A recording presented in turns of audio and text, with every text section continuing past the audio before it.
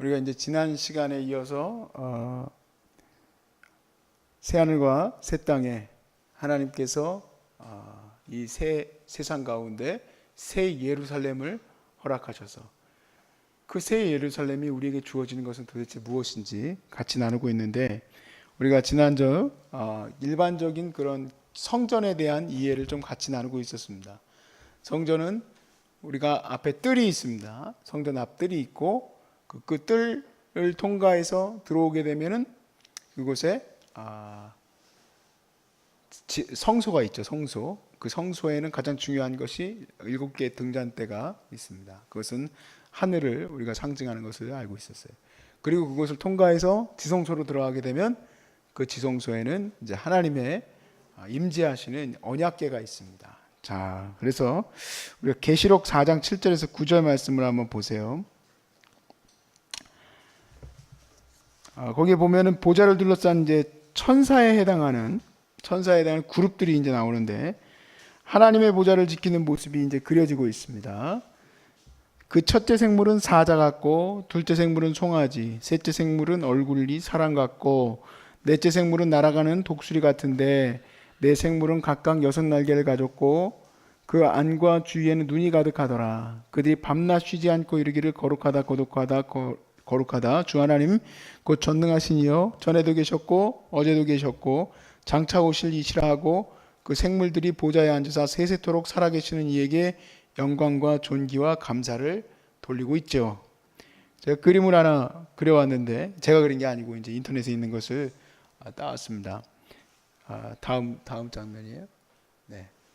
이거는 에스겔에 나오는 그 환상의 부분인데, 같은 부분입니다. 보시면 저와 같이 얼굴이 여러 개의 모양을 갖고 있어요. 그렇죠? 사람 얼굴도 있고 사자 얼굴도 있고 독수리 얼굴도 있고 송아지 얼굴도 있습니다.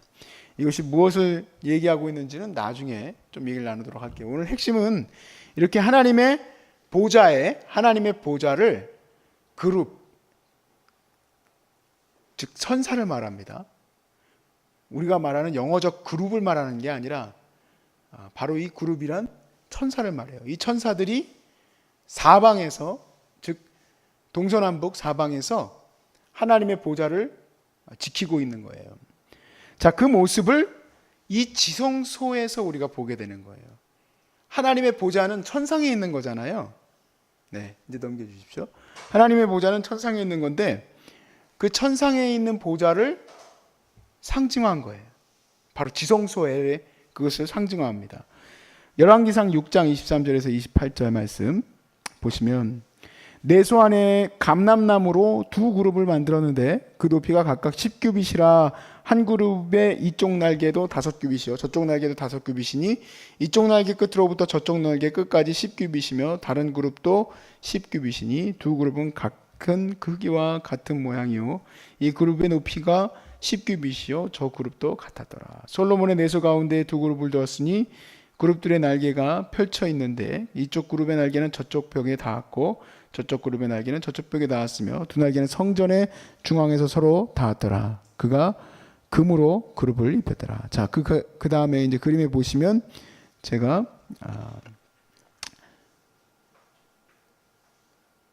사진을 하나 가져왔습니다. 이와 같이 큰 그룹을 성전의 지성소에다가 맞닿게 했습니다. 그래서 날개와 날개가 맞닿는 어마어마하게 큰 그 모습의 그룹의 형상을 갖다 놨어요. 자, 이 지성소를 이제 넘겨주시면, 네. 지성소에는 들어가려면 섹션이 나눠져 있는데 성소 다음에 지성소예요. 근데 성소에서 지성소로 들어갈 때에는 거기에는 장막이 있죠. 휘장이 있죠. 그 휘장을 찢어지면서 이제 예수님이 그 십자가에서 죽으시고 그랬을 때 이제 휘장이 찢어졌다 그랬습니다. 그래서 이제 우리가 지성소로 들어갈 수 있게 됐는데, 그 지성소를 지키는 그룹이 있어요. 지키는 것이 있는데 사무엘하 6장 2절 말씀에 보면, 다윗이 일어나 자기와 함께 있는 모든 사람과 더불어 바알레 유다로 가서 거기서 하나님의 궤를 메우려 하니 그 궤는 그룹들 사이에 자정하신 만군의 여호와의 이름으로 불리는 것이라. 그룹들 사이에 자정하신 만군의 여호와의 이름으로 불리는 것이다. 휘장을 지키는 그룹이 있습니다. 휘장에는 그룹이 새겨져 있어요. 수로 놓아져 있습니다. 즉 그 말은 무엇입니까? 우리가 성소에서 지성소로 들어가지 못하게 하나님께서 그룹을 두셨던 것과 같이 그 모양을 형상화했어요. 그리고 그 안으로 들어가게 되면 큰 그룹이 있고 또 그 그룹 안에는 언약궤가 있는데 그 언약궤의 또 위에는 뚜껑에는 또 그룹이 이렇게 날개를 맞닿고 이렇게 있습니다. 그렇게 형상화되어 있어요.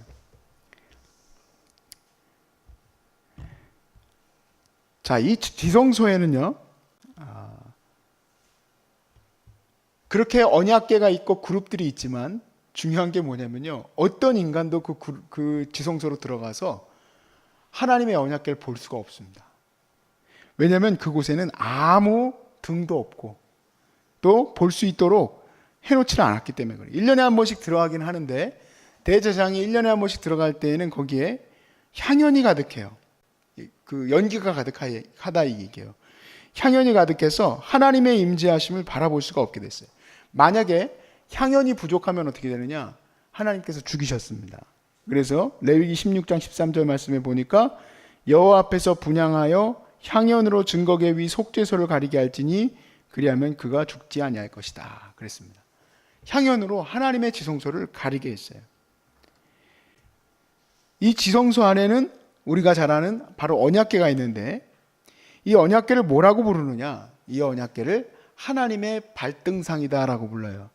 우리가 한번 볼까요? 역대상 28장 2절 말씀에 이에 다윗 왕이 일어서서 이르되 나의 형제들 나의 백성들아 내 말을 들어라. 나는 여호와의 언약궤 곧 뭐라고 되어 있습니까? 우리 하나님의 발판 그랬습니다. 언약궤는 하나님의 발판이에요. 즉 이렇게 보시면 됩니다. 우리가 성전 뜰은 뭐였습니까? 우리가 살고 있는 산과 바다, 우리가 살고 있는 이곳이에요. 육지. 그래서 그곳을 통과해서 들어가면은 지성소로 들어가면 하늘이에요. 그래서 그곳에서는 7개의 등잔대가 있고 그것은 7개의 계절과 시기와 절기로 나오는 하나님의 돌아가는 그 소위 말해서 패턴들이 상징되어져 있는 7개의 등잔대가 있습니다. 그래서 그것을 또 통과해서 들어가면은 바로 우리가 볼 수 없는 비가시적인 세상, 바로 하나님이 거주하신 천상의 세계인 지성소로 들어가는 건데 이것을 바로 무엇한 겁니까? 모형화한 겁니다. 모형화. 즉, 이 성전은 온 세상을, 온 우주를, 그러니까 세상이라고 하면 우리가 볼 수 있는 이 물질적인 것만 생각을 하잖아요. 그것만이 아니라 이 성전은 모든 것을 다 담고 있어요. 그리고 이 시온자, 즉 언약궤 위에 있는 그 그룹의 이 날개와 날개가 맞닿은 그곳을 하나님이 임재하시는 곳이다 돼 있어요. 그래서 그것이 바로 하나님이 높은 우주에 쭉 하고 이 발등상이로 담고 있는 거예요. 언약궤가. 자, 그렇게 모델화한 겁니다. 그것을 형상화한 거예요. 그래서 이 성전은 하나님이 거주하시는 천상의 세계와 이 땅의 모든 땅이 함께 만나게 되는 그러한 곳이다. 우리가 볼 수 있습니다. 두 번째로 우리가 하늘 성전이 땅에 임함에 대해서 같이 나누겠는데 사실 하늘의 성전이 하나님의 나라가 이 땅에 임하신다는 것에 대해서 우리가 어떻게 그거를 이해할 수 있겠습니까? 근데 그것을 볼 수 있도록 하나님께서 보여주시고 계시는데 그게 성전에서 보여주게 돼요. 솔로몬이 성전을 지을 때 너무 힘드시면 위에 올라가시게 해도 됩니다. 네? 너무 힘드시면 올라가시는 게 좋을 것 같아요. 너무 힘드신데 네? 너무 힘들어 하셔.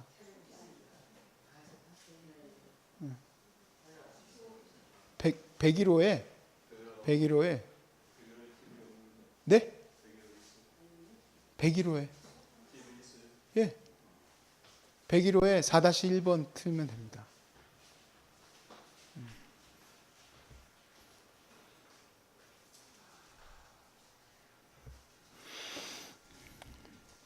자, 솔로몬이 성전에 봉헌할 때에 어떤 현상이 일어났습니까? 구름이 가득했어요. 그 성전에. 자, 이 구름을요, 단어적으로 그냥 구름입니다. 이걸 수증기, 뭐 이렇게 막 하나님의 연기 그런 게 아니라요. 말 그대로 성경에 나온 그대로 구름이에요. 즉 땅에서 만든 솔로몬의 성전, 땅에서 만들었지만 거기에는 하늘에 나타나 있는 그 구름이 이 성전에 가득했다. 즉 하늘의 성전과 땅의 성전이 연결되어지는 모습을 우리가 보게 되는 거예요. 또한 여러분 구약 성경에서 보면 구름이 광야 기간 내내 어디에 임했습니까? 시내산과 성막 위에 가득 덮었다. 그렇게 돼 있어요. 우리 출애굽기 16장 10절에 보면 아론이 이스라엘 자손의 온 회중에게 말하매 그들이 광야를 바라보니 여호와의 영광이 구름 속에 나타나더라. 그랬습니다. 여호와의 영광이 이 구름에 나타났다. 40장 35절에 모세가 회막에 들어갈 수 없었으니 이는 구름이 회막 앞 위에 덮였고 여호와의 영광이 성막에 충만하였습니다. 자, 구름은 실제적으로 사람이 보았지만 또한 이것은 무엇을 말하냐면 보이지 않는 하나님의 성전의 임재를 말하고 있는 거예요. 하나님의 성전을 어떻게 표시할 수 있겠어요? 표시할 수 없는 거예요. 근데 그 구름이 그곳에 가득함으로써 사람들은 하나님의 영광이 그곳에 임했다. 그렇게 보았습니다. 자, 그래서 이렇게 볼 수 없는 하늘 이상, 하늘 그 위에 있는 천상의 세계, 그거를 이 영적 세계를 이 성막에서 그것을 상징화합니다. 그래서 이 휘장을 보면 여러 가지 실로 다양한 실로 꼬아놨어요. 출애굽기 26장 31절에 보면 너는 청색, 자색, 홍색 실과 가늘게 꼰 배실고 써서 휘장을 만들고 그 위에 그룹들을 정교하게 수놓아서. 자, 그래서 가지각색의 색깔을 그 휘장에 덮음으로써 이것이 저 천상의 세계로 이어지는 것을 보여주고 있고, 그리고 그 안에 그룹들을 새겨놨단 말이에요. 성막 안에다가. 그게 뭐겠습니까? 천사들이 날아다니는 거죠. 천사들이 날아다니는 바로 이 천상의 세계를 거기에다가 새겨놓은 겁니다. 그래서 이제 우리가 다시 계시록 21장으로 넘어와 봅시다. 계시록 21장 1절 말씀에 또 내가 새하늘과 새 땅을 보니 처음 하늘과 처음 땅이 없어졌고 바다도 다시 있지 않더라. 2절에서 또 내가 보매 거룩한 성 새 예루살렘이 하나님께로부터 하늘에서 내려오니 그 준비한 것이 신부가 남편을 위하여 단장한 것 같더라. 자, 요한이 새하늘과 새 땅의 새로운 세상, 즉 그 새로운 세상, 그 나라를 보고 있죠.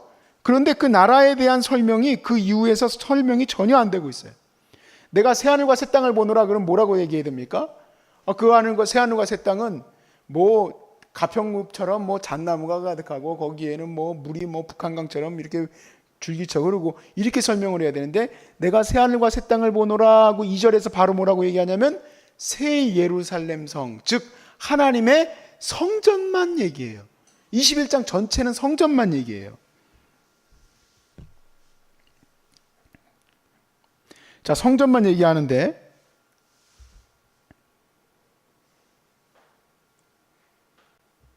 10절 말씀을 보세요. 10절 말씀에 보니까 성령으로 나를 데리고 크고 높은 산으로 올라가 하나님께로부터 하늘에서 내려오는 거룩한 성 예루살렘을 보였다. 자, 그 설명을 보면은 또 도시가 아니에요. 그 도시가 아니라 성전이에요. 성전. 그러므로 1절에서 나오는 새로운 세상, 새하늘과 새 땅은 새 예루살렘과 같은 곳이며, 그리고 이 둘은 3절에서 장막과 또 동일한 실제입니다.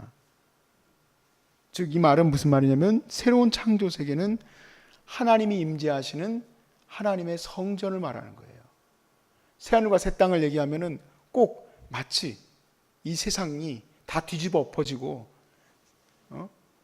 신천지 자기들의 세상이 되는 것처럼 이렇게 얘기를 하는데, 이 설명을 가만히 우리가 보게 되면 하나님이 임재하시는 성전을 얘기하고 있구나. 다른 것에 대한 설명은 없어요. 그저 성전에 대한 얘기뿐입니다.